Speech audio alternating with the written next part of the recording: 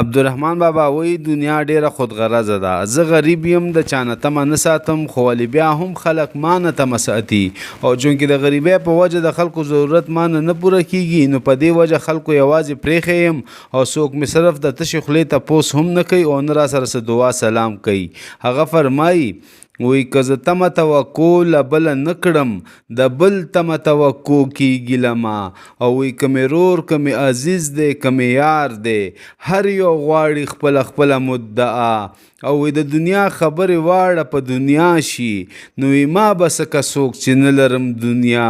او چې د نه پې څه پوره وي نه نیمګړې، څوک به څه کله هغه سره خندا. نو وی که په کلي کې مې کور دی، زه ګمان کړم چې کور نه دی دا مې ګور دی په صحرا. او وی په توده ځمکه استوګ نه ده مشکله، نو یې څه به جون شي د رحمان سره د چا.